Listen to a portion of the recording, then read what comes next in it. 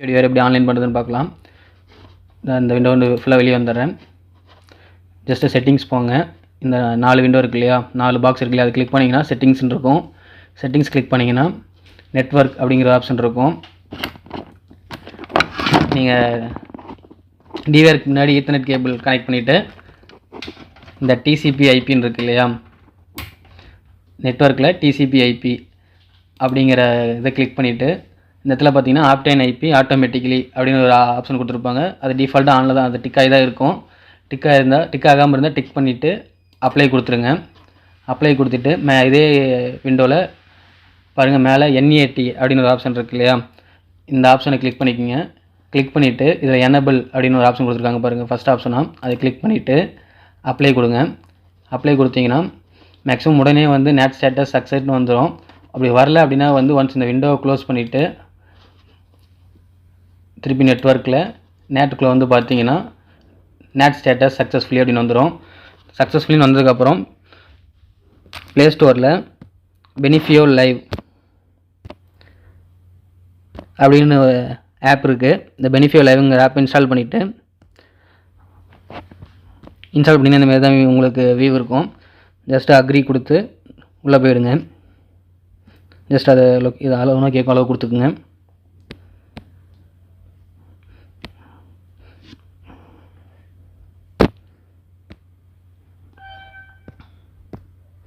நீங்கள் எல்லாம் கொடுத்ததுக்கப்புறம் இந்த மாதிரி தான் விண்டோ இருக்கும். நீங்கள் ஒரு அக்கௌண்ட்டை க்ரியேட் பண்ணி டிவைஸ் ஆட் பண்ணாலும் ஆட் பண்ணிக்கலாம், இல்லை லோக்கல்லே நீங்கள் ஆட் பண்ணுறதாலும் ஆட் பண்ணிக்கலாம். இந்த மேலே இந்த விண்டோவில் ரைட் சைடில் பாருங்கள், இந்த மாதிரி இது இருக்கும். அதை கிளிக் பண்ணிங்கன்னா சர்வர் லிஸ்ட்டுன்னு இருக்கும். இதில் இந்த 3 டாட் இருக்கு இல்லையா, இதை கிளிக் பண்ணிங்கன்னா மேனுவல் ஆட் அப்படின்னு ஒரு ஆப்ஷன் கொடுத்துருப்பாங்க. QR கோடுன்னு கொடுத்துருப்பாங்க, ஸ்கேன் கோடுன்னு கொடுத்துருப்பாங்க. மேனுவல் ஆட் கிளிக் பண்ணிவிட்டு இந்த நேட்டுக்கு கீழே வந்துட்டு ஒரு நம்பர் கொடுத்துருக்காங்க இல்லையா, நேட் ஸ்டேட்டஸ் கூட ஒரு QR கோடு இருக்கும். அந்த QR கோடு கீழே ஒரு நம்பர் இருக்கு இல்லையா, அதை வந்து இந்த நம்பர் இருக்கு இல்லையா, இந்த நம்பரை நீங்கள் அங்கே டைப் பண்ணியும் மேனுவலாக ஆட் பண்ணிக்கலாம். இல்லைன்னா QR கோட் இருக்கு இல்லையா, ஸ்கேன் QR கோட் போயிட்டு அந்த QR கோடை ஸ்கேன் பண்ணி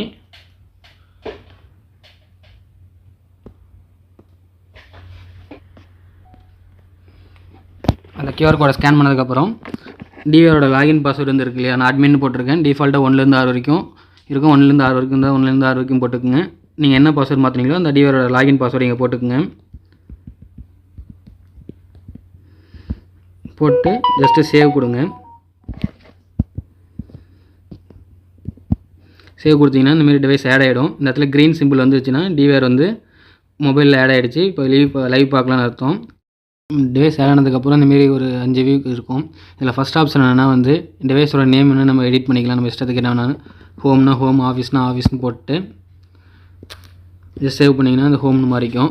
இந்த ரெண்டாவது ஆப்ஷன் என்னென்னா கிளிக் பண்ணிட்டு நம்ம ப்ளே பண்ணி பார்த்துக்கலாம். வீடியோ லைவ் என்னவோ லைவ் பார்த்துக்கலாம்.